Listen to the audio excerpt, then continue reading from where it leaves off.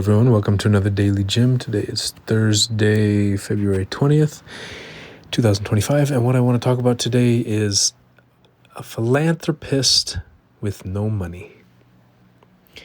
So today I was blessed with the opportunity to go to the funeral ceremony of a Professor Bethwell Allen Ogot, who passed away at about 95 years old, and one of the most famous historians in Kenya, who apparently wrote 43 books. At one point was the president of UNESCO, I believe, and was involved with so many different organizations and universities over his lifetime. Wrote, I think, almost 1,000-page history of the Luo people in Kenya, and throughout, not just Kenya, but I think throughout East Africa. And was just a man that was highly celebrated. And so a friend of mine, Teddy, invited me to the funeral and said that I wouldn't want to miss it, especially the one that's coming up this weekend in the rural area. And so I went to the funeral, and the children spoke, 4 children, and I had looked in the booklet beforehand, and I saw one testimonial from one of the children that I really wanted to hear. His name was David Ogot Sr. And so he gave up, and he was one of the last, I think he was the last child to speak. And he told a story about addiction. He said that it was the second time that he would be saying goodbye to his father after he said goodbye and lost his father. Second time he would lose his father after he lost him for 27 years of addiction. And told just a heart-wrenching, honest, raw story about how he would go through and he was conning his family to get money so he could do alcohol, and then so many tricks. He would con people in his family to pay for his schooling, but he never went to school, and so many different things, and just how these people would repeatedly support him and support him and support him and support him. And told a different story than the one that the obituary and the eulogies often talk about, which is the prestigious awards or external things, the public things that one has done. He told a story of a man who, despite having so much success and so much fame, never gave up on him. And I was captivated throughout the whole speech. And one thing that he said, so he finally got through rehab and decided to dedicate his life to talking about being a recovering alcoholic, and I think has built an organization around this, trying to help other people get through alcoholism.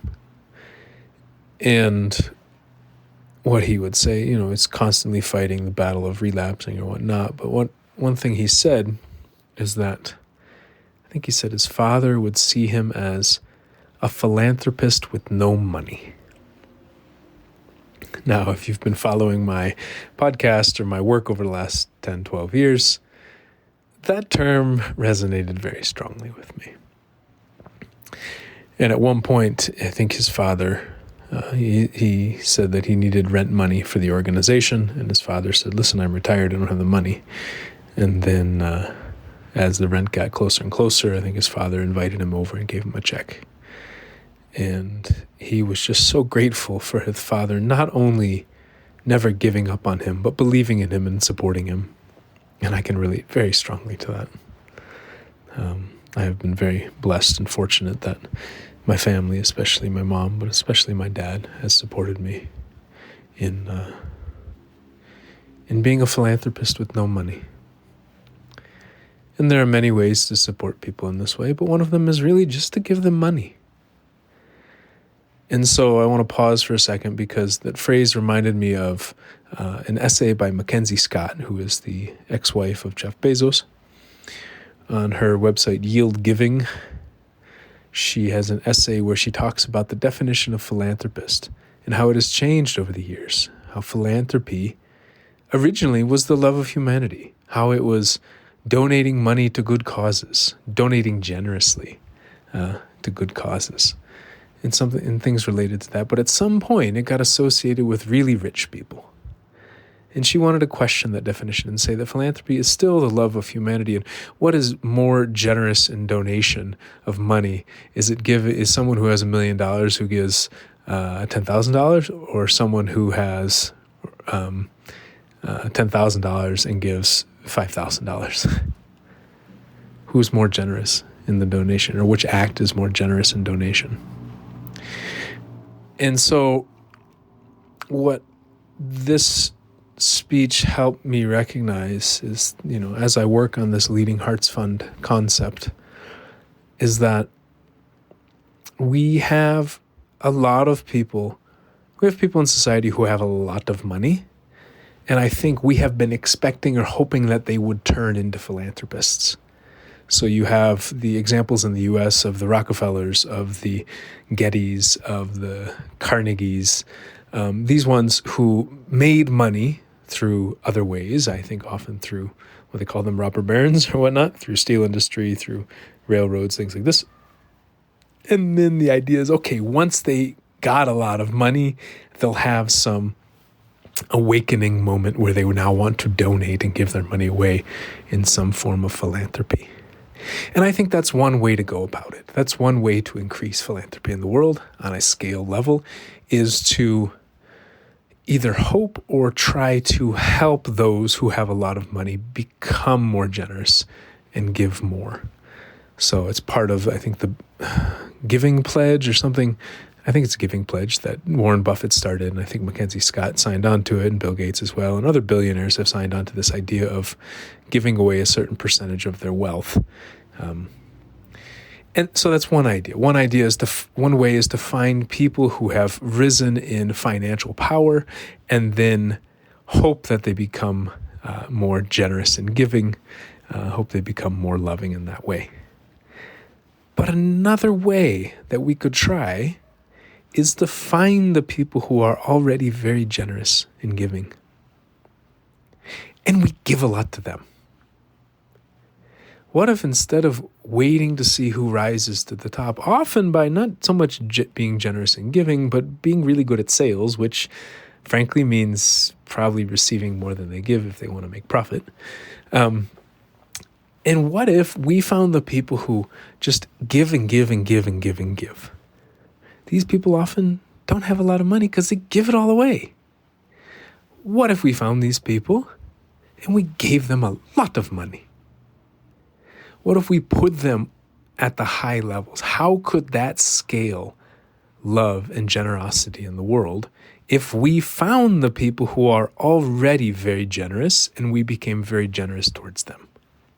Instead of hoping that the ones who frankly weren't known for their generosity rise to the top, and we hope that they become generous, rise to the top financially, let's say it that way. So this is one of the main ideas behind Leading Hearts Fund. What if we find the people who are already very loving, very generous, who don't have that financial power, and we give them the financial power so that they can scale that love, so they can scale that generosity? And what impact would it have on us for us to give generously to the people who give generously to us and to others? Because there is not just a benefit in receiving help and receiving support and receiving love. There's a benefit in giving it. So this is my appeal to you listening, to think that there might be a different way to scale love, to scale generosity, to scale cooperation, unity, conflict resolution, whatever you want to call it.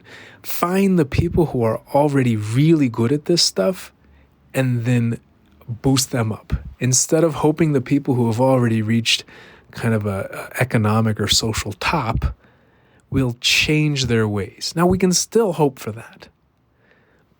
But let's also try this. What if we also tried finding the individuals who were really good at these things, who will give you their time, their money, their attention, their couch to sleep on, just so generous, and maybe have the skills to be able to scale it up.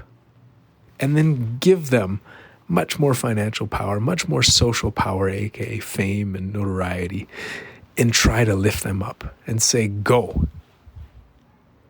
What can you do if you had a bigger platform financially and socially? So that's the idea behind Leading Hearts Fund. Honestly, what I have on the website now is I believe I am quite generous in giving. Now, it's up to you to believe if I am or not. I spent the last 10, 12 years working on this hard to get really good at loving other people, to get really good at caring about people and trying to resolve their problems because I see them as my problems as well. So I'd be grateful if you trusted me and you were excited to see if I could lead in that way. And if it's not me, then maybe there are a couple other people on the website that I personally want to fund, that you would also consider funding. Or maybe there's somebody else in your life that you see as very generous and very loving, and you think, man, what would this person do if they had more financial power? What would this person do if they had more social power? How much more love could they bring to this world? And just give it to them. You don't have to require that they fill out grants, proposals, or monitoring evaluation. Give it to them, trust them, and say, I believe in you. Go off and do this. Let's see what happens. So when we give generously, we are not nitpicking on the details and asking for detailed reports and lots of reasons and validations for why we're doing this and that. We give because we want to give and because we believe and we trust. So if there are people in your life that you believe, whether that's David Ogod Sr., whether that's me, whether it's my friend Pavel, whether it's maybe a guy named Jake Clark who runs Save Warrior, whoever in your life you think is giving so much love and is so generous in giving to others, try to be more generous in giving to them and see what happens. That's the idea. That's the experiment. And I hope you join me on this journey. If you have any questions, please reach out. We'd love to talk to you about this. All right. Talk to you all next week. Bye.